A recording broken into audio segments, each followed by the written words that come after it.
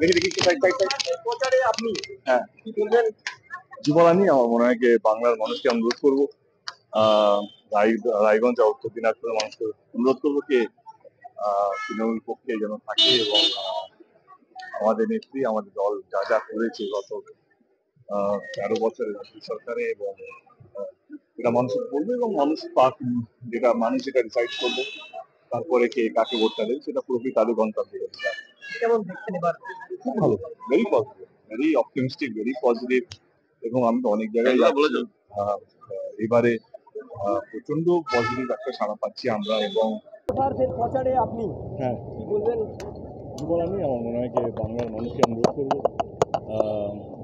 রায়গঞ্জ আর উত্তর দিনাজপুরের মানুষকে অনুরোধ করবো যে তৃণমূল পক্ষে যেন থাকে এবং আমাদের নেত্রী আমাদের দল যা যা করেছে গত 13 বছরের রাজ্য সরকারে, এবং এটা মানুষকে বলবে এবং মানুষ পাক, যেটা মানুষ যেটা ডিসাইড করবে তারপরে কে কাকে ভোটটা দেবে সেটা পুরোপুরি তাদের গণতান্ত্রিক অধিকার।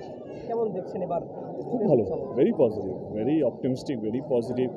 এবং আমি তো অনেক জায়গায় যাচ্ছি, এবারে প্রচণ্ড পজিটিভ একটা সাড়া পাচ্ছি আমরা। এবং আমরা কোথাও যেন যেইটা 2019-এ হয়েছিল, আমার মনে হয় না সেই ভুলটা এবারে হবে আমাদের পক্ষ থেকে। এবং এবারে সিটের অনুমানটা অনেকটাই বাড়বে এবং সেটা সময়ের অপেক্ষা। এক কথা বলা যায়, দেব যদি রাজনীতিবিদ না হয়, একদিক দিয়ে রাজনীতিবিদ, একদিক দিয়ে আবার অভিনেতা। কোচবিহারে প্রচার করেছে 3টি আসনে ভোট সম্পন্ন, সেই 3টি আসন কাকে কাকে? দেখো, আমি আমার দলের হয়ে চাইবো কি 3টে সিটই আমার দল জিতুক, মানে এটা তো অন্যায় না। মানে আমার মনে হয় কি প্রত্যেকটা দলে যারা প্রচার করতে আসছে বা স্টার প্রচারক যারা আছে তারা নিশ্চয়ই চাইবে তাদের দলই জিতুক। সেরকমই আমিও চাই এই যে 3টে সিট আমি আগে প্রচার করে গেছি সেই 3টে সিটের জন্য আমরাই জিতি। এবং যেই 2টো সিটের জন্য এসেছি আজকে বা কালকে, যেইগুলো আমি প্রচার করতে যাব সেগুলো আমি তো চাইবো 42টার দিকে 42টাই আমরা জিতি।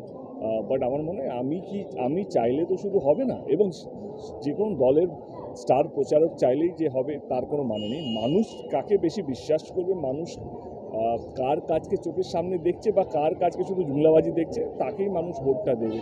তো আমি কি চাইছি, অন্য দল কি চাইছে, তার চেয়ে বড় কথা হচ্ছে মানুষ কি চাইছে। ঢুকতেই জয় শ্রীরাম শুনতে হলো, সৌজন্যে আপনিও হ্যান্ডশেক করলেন দেখলাম। হ্যাঁ, আমার মনে হয় কি দেখো, কথা হচ্ছে আমি বরাবরই আমার 10 বছর হয়ে গেল রাজনীতি করতে। আমরা রামনবমী করছি, আমার জয় শ্রীরাম বলতে অসুবিধা নেই। আমার মনে হয় কি রাম ঠাকুর আমার মনে হয় কি ভারতবাসীর, শুধু হিন্দু বলবো না, আমরা অনেক দরগাতেও যাই। তো সেই জায়গা থেকে অনেক মুসলিমরা শিরডি সাই বাবাতেও যায়। তো আমাদের দেশে আমার মনে হয় কি ভারতবাসীকে ধর্ম শেখাতে আসবেন না।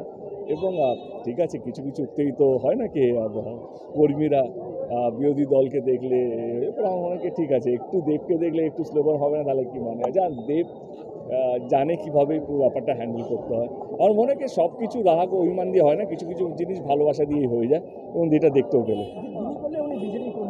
ঠিক আছে, উনি বিজেপি কর্মী না, উনি আমার ভারতবাসী। তার সবচেয়ে বড় পরিচয় হচ্ছে উনি ভারতবাসী। এবং আমরাই বিভাজন করে রেখেছি, আমরা হিন্দু মুসলিম টিএমসি বিজেপি গরিব বা বড়লোক এইভাবে মানে ওদেরও দোষ না, বড় বড় নেতারা এইভাবে বিভাজন করে রাখে। বাট আমি সেই বিভাজনে বিশ্বাস করি না, সবই ভারতীয়। আমরা চাই যেই জিতুক না কেন ভারত দেশটা যেন উন্নতি করে। এই নির্বাচনটা হচ্ছে যে দেশকে এগিয়ে নিয়ে যাবে। তো আমার মনে হয় আমরা সবাই ভারতীয় প্রথমে, তারপরে কে বিজেপি কে টিএমসি সেটা পরের কথা। মনে হলো যে আজকের শুরুতে দেব দেব স্লোগান ছাড়া না না, ঠিক আছে, এইটা আরো বেশি ভালো। তো এইটা যদি কন্টিনিউ হতো তাহলে খারাপটা লাগতো। দল আপনাকে কিছু বলবে না তো? আপনি জয় শ্রীরাম স্লোগানের পরে হাত মিলালেন কেন? দল কেন বলবে? এই যে আপনি যে প্রবলেমটা হচ্ছে আপনারা প্রশ্নটা ভুল করছেন। আমার কেমন লাগলো প্রশ্নটা এটা হওয়া উচিত। অ্যাজ এ ব্যক্তিগতভাবে আমার ভীষণ ভালো লেগেছে। একটা লোক যে এতক্ষণ ধরে দাঁড়িয়েছিল, কিছু বলতে পারছিল না, অ্যাটলিস্ট সুযোগ পেলো জয় শ্রীরাম বলার, এবং সে আমাকে শুনিয়ে আমি হাক করলাম, তারপর চুপও বসে গেল, একটাও কথা বলছেন, সামনে দাঁড়িয়ে আছে কিন্তু। এটাই তো ভালোবাসা। আমার মনে হয় সব কিছু যুদ্ধ উচ্চবাচ্য কথা বলে হয় না, চিৎকার করে হয় না, কখনো একটা সিম্পল ভালোবাসা, একটা সিম্পল হাগেই হয়ে যায়। তো সেটা সবচেয়ে বড় প্রমাণ, তোমাদের সামনের প্রমাণ। মানে এইটা তো আমার সাজানো না, বা উনিও জানতেন না আমি বেরোবো কি বেরোবো না। উনি নিজের দলের কোনো কর্মীর জন্য বা নেতার জন্য ওয়েট করছেন। আমরা এইটাই সবচেয়ে বড় উদাহরণ, এটাই সবচেয়ে বড় এক্সাম্পল। যেটা আপনার ঘাটাল সিট হুম। কতটা কনফিডেন্স আপনি দেখো, নেক টু নেক বলা হচ্ছে জীবনের কোনো জিনিস কনফিডেন্স হয় না, কোনো জিনিস শিওর শট হয় না। ঘাটালে এখন নির্বাচন এখনও 1 মাস বাকি। সব পক্ষে জীবন দিয়ে চেষ্টা করছে মানুষকে তার দলের প্রতি বিশ্বাস করানো, এবং আমিও করছি। মানুষ 25শে মে যাকে বেশি বিশ্বাস করে তাকে ভোটটা দেবে, এবং রেজাল্ট যাই হোক না কেন সেটা আমি মাথা পেতে নিয়ে নেবো। হিরণ তো অনেক কিছুই বলছে।